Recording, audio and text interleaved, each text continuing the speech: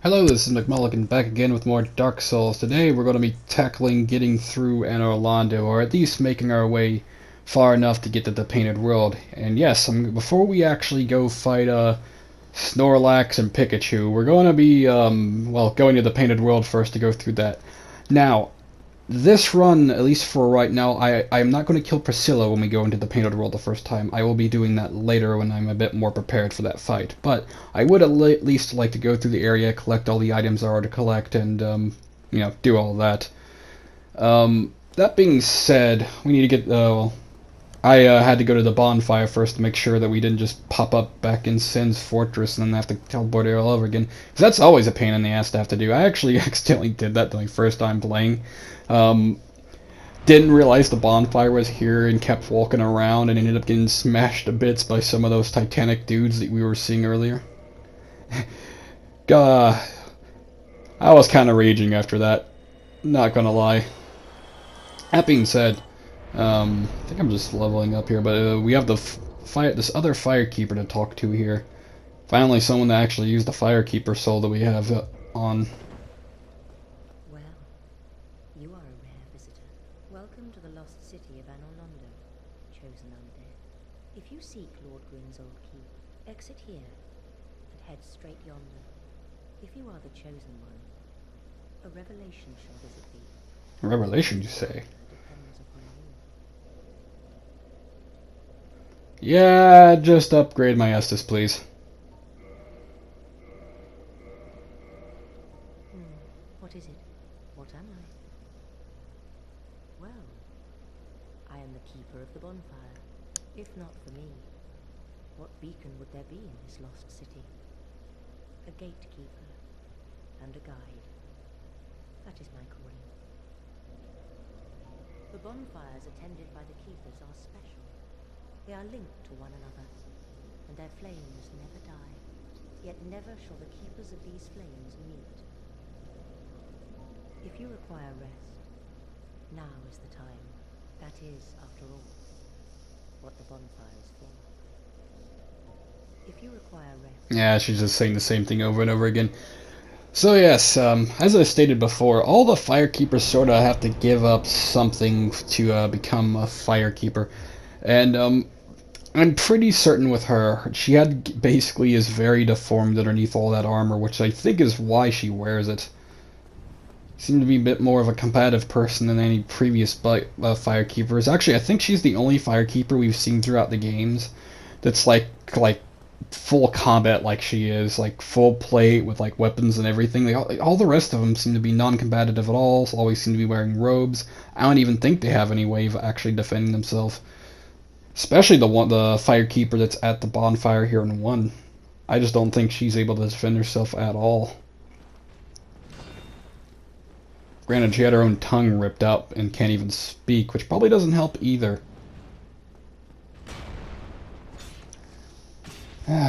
One can't speak, that one's deformed, the one in 3 literally gave up her eyes. I'm not sure if Emma gave up anything. Emma's like I think Emma's a firekeeper. Pretty sure Emma's a firekeeper. Actually, yeah, Emma's a firekeeper. If you're wondering what I'm referring to as Emma, she's like the Emerald Herald in Dark Souls 2, for those of you who have played Dark Souls 2. Not really a spoiler. It's, you meet her really early on in the game, and if you're curious as to why I call her Emma, it's literally, she doesn't have a name and she's only referred to as the Emerald Herald, so I'm like, you know what, Emerald, Emma, makes sense. Not the only one that calls her this. At least I'm pretty sure I'm not the only one that calls her this. Ow. Yeah, no, these guys can be kind of dicks. Well, the thing is, if you're using like a great shield, they're really not that big of a deal because they cannot go through your defense at all. They're like deceptively strong. Like, they're not as strong as you think they'd be. Honestly, I actually find the Cathedral Knights to be a bit harder to deal with than these guys. Simply due to the fact that, yeah, I don't actually think it's necessarily a fact of, like, I think they do hit harder. but they're so damn slow that it just like doesn't account for much. I mean, hell, like your movement speed is even way faster than theirs. They can barely run. This time they're just walking around like a bunch of fat asses. Although I think it's really just a mix of the fact that these guys, I'm pretty sure, are like hollowed. And they're also wearing really heavy armor. And I don't think their reflexes are that good to begin with. I think they're just meant to be big and scary. Kind of like a lot of things in Dark Souls, meant to be big and scary and not much else. Nah. Get what you paid for, Gwyn. A bunch of useless giants. Although, to be fair, I don't think these guys are actually big enough to be considered the proper giants. Oh. No, they're not quite that big. Yeah, no, these are definitely like humans of some kind. As I've mentioned before, the original humans were actually very large. Because technically everyone you meet now is a pygmy. Like a very tiny person. Like imagine if like everyone baseline in a game was the size of a halfling compared to every other race. That's effectively what's going on in Dark Souls. Hell, I'd go a step further and say gnome. Now, granted, these guys are a bit bigger than like the normal big humans because the Black Knights are like the normal like big humans. I think these guys are like probably a mix of well, I know that the god race that Gwyn is a part of, they crossbred with some of the humans at one point, and I think these guys might be what that is. So they're even like bigger, basically, because a lot of the gods were kind of fucking huge. And by huge, I mean massive. Now, granted, some of them could take smaller forms, and some of them do have smaller forms, but generally speaking, many were like very large. Gwyn himself, when we eventually face him later in this game, is nowhere near as big as he was in life, mostly because most of his power is waned, and it seems a lot of the divine magic is what keeps them so large, I guess. Either that or they're using magic to keep themselves large. I mean, it could be either case. Who knows at this point? Not like Gwyn's sane enough to tell anyone. Or he would, even if he was. Yeah, I think I'd go to read this halberd. It's just a standard halberd I saw. I mean, it obviously has the crystal, like, reinforcement on it, but, you know, kind of useless. So once that thing's done, yeah, it does a lot of damage, but once it's done, it's done. Can't repair it. Although I've known some people that have taken crystal weapons and literally only use crystal weapons in the game. I also know a few guys that just have it specifically for PvP. Because, like, it'll last a while if you're just doing PvP. That being said, I still am not a fan of them at all. I like to have my weapons have some permanence. Now, I think they did do something. They did actually make it different in the later games compared to this one. You can repair them in the later games, but what it essentially does is it makes it to where it scales off your intelligence instead of strength and everything. So it's like really high-end magic damage if you're like a sorcerer of some kind, which is a nice change of pace from what it is in this, and it probably makes more sense considering who made the damn crystal weapons originally. You know, Seath. You know, a very much powerful caster dragon who specializes in crystal magic. I'd imagine he'd want the weapon to scale more off of his brain power than his strength, considering I believe he has far more intelligence than he does strength, despite being a dragon, but you know, a very genetically inferior dragon compared to the rest.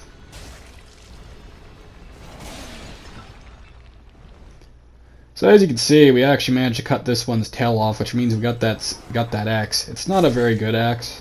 I mean, it's still usable. I mean, it's still a fairly decent axe, but I wouldn't say it's all that amazing. Mostly because you can't upgrade it that much. Honestly, if you want to go with an axe, the great axe is probably your better option from it. At least when it's in its higher upgrades, that is. Once helm was a mere appearance sake, as Gargoyle's skin is naturally hard, little in the way of defense. So yeah, as you can see, even the armor they were wearing wasn't even really real. It was just kind of there for show. I guess. Their hides are already thicker than the actual helmets, so no need to make them actually that strong. Though I do imagine it would offer a little bit of defense. I mean, it's still a metal helmet.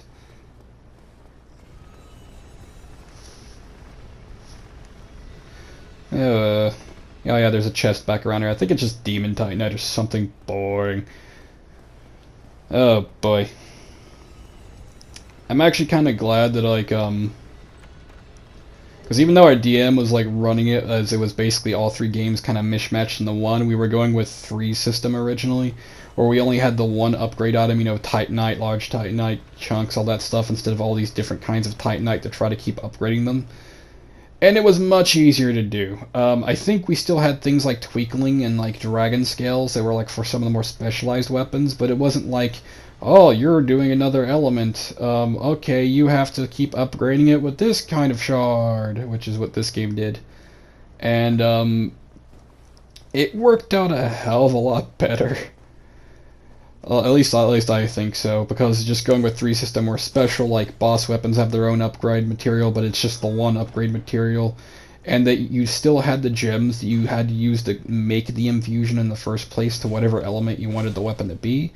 So say if you wanted it to be fire, you had to have a fire gem, but, you know, you didn't have to have, like, I don't know, like 20 fire shards in order to upgrade it. You just had to have your normal, you know, Titanite or whatever the hell you were using, depending on the weapon.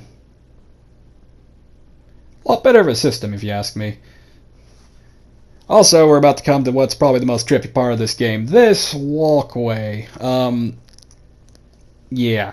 Well, there's a lot to be said here. This is dangerous as shit. This probably tells you how much balls the main protagonist of this game has to actually do this. I mean, do you see how far down it is?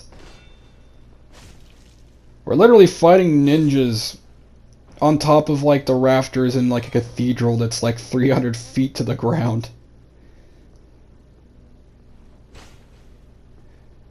God, it almost feels like a kung fu movie, but it's not. Just guys slowly looking forward with a great sword. Actually, it's a bit trippy. I remember, like, my first few runs of this area were, like, awful. Because, like, I think I fell down, like, 5 or 6 times. Just like over and over again trying to get through this until I eventually made it past. God, I hated going through this place the first time.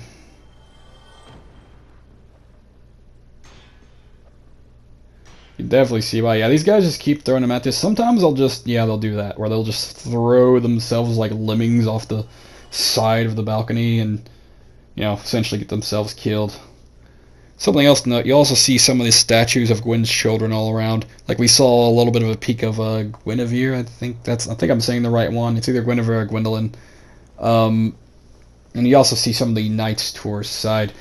Yeah, there was a lot of fanfare for his children, because essentially he was a god, he was making sure his children were being worshipped as gods, and that was very evident, especially when you enter here into Anor Londo, that they were trying to keep that being the case.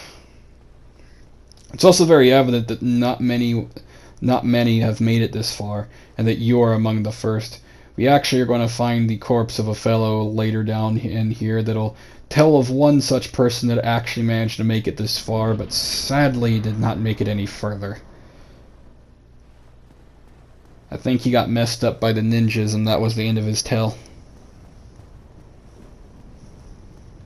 That being said, there is another weird elevator contraption here. I swear, I don't know how this thing works, like, realistically.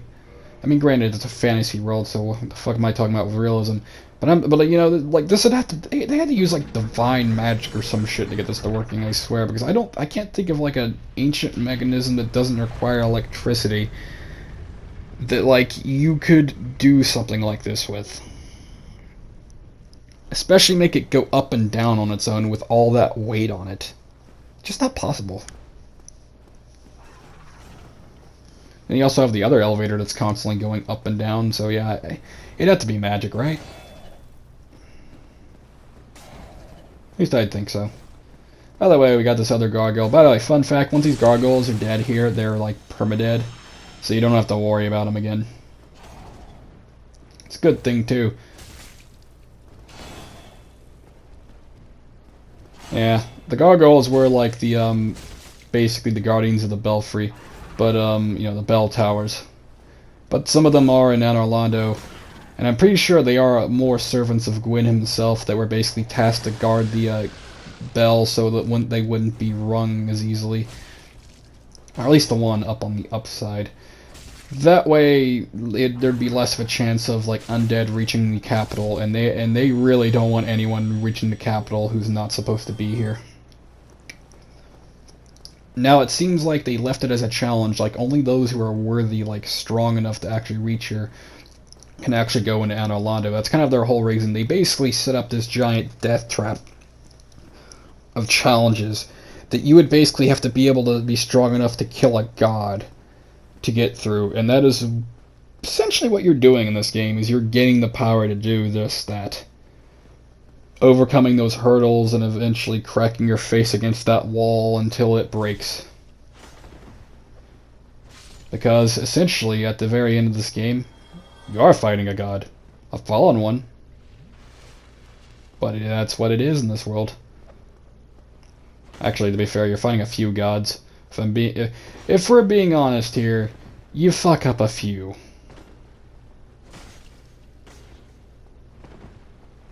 Yeah, as you can see, these boys are a bit rolly when they're actually in the open field.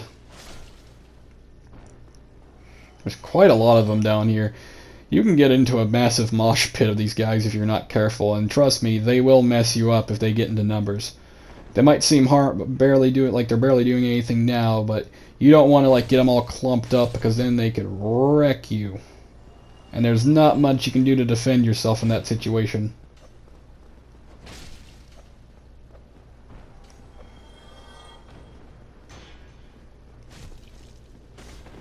Now, fun note for these guys actually is they're kind of guardians of the Painted World, which we're about to get into. No one really knows why they guard the Painted World. I assume they were probably guardians of either Priscilla or they were ordained by Gwyn himself to basically guard this Painted World. Because something I've actually always theorized about it was that essentially the Painted World was one of Gwyn's attempts at trying to find a way around escaping the Age of Fire and trying to better the world, but it utterly failed. And we'll get into that more as when we actually get to that video, into why that would have failed and why I think that's the case. That being said, he probably used someone else's magic to create the world. I don't think Gwyn is capable of creating a world such as that one. Maybe one of his sons or daughters, but probably more the case an individual we're going to meet in that very painting. And I think they're the true one who created the painting itself, and is why they haven't left yet. At Venom Dragon School, only magic swordsmen on special orders are allowed to learn the spell, which grants powerful augmentation to various weapons. Yep, they taught dragon magic there. Sorcery of the Red-Robed Yulva, one of the sealers of New Londo, reduces bleeding and poison buildup, and undoes various poison effects. One of New Londo's unique healing sorceries. Perhaps she abandoned her sealer duty to take her healing arts back to Blighttown. So that tells you that some people actually attempted to help to heal people down in Blighttown. Or at least made an attempt. So not everyone abandoned the denizens of Blighttown. Pyromancy used upon fire. Spectacle. Yeah, that one doesn't have. Great Chaos Fireball. Art of the Flame Chaos, which engulfed the Witch of Izalith and her daughters. Yeah. Yeah, the Chaos Flame is what ended up consuming them. One of the most basic pyromancies for this very reason. Poison Mist. Unique pyromancy crafted by Ingol, and considered a heretic even at the Great Swamps, creates Poison Mist. Ingi became an egg-bearing undead who serves as a deformed young girl. Yeah, the Quelaag's sister. Carmenia, the most accomplished pupil of Salaman, Master Pyromancer, pioneered new directions for the art of pyromancy. Flame to actualize self-image, all that good stuff. Yeah. So basically it tells you that there are actually people outside of the Great Swamp that actually were creating pyromancies of their own. Harness the power of flame and actualize the inner self. So she actually looked forward, much like how Big Hat Logan invented new ways to use sorcery and discovered how sorceries work more properly. Carmina did the same thing with pyromancies, essentially like studying the flame more, figuring out how to control chaos more. and ended up creating new magic out of it, new pyromancies. Of course, there are a lot of people who consider that kind of thing heretical, at least as far as a lot of the old school pyromancers go. But those spells are incredibly useful, and a lot of them tend to be I think a lot of her spells tend to be utility based, although I think she does have some offensive ones. By the way, you know the peculiar doll we got back in the Undead Asylum? You need that to reach this place. To have this cutscene proc and everything. Oh no, we're being absorbed. Whatever shall we do?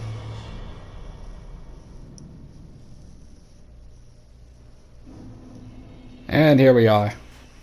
Welcome to the Painted World, peeps. This is an interesting place. And one we will get to probably in the next video.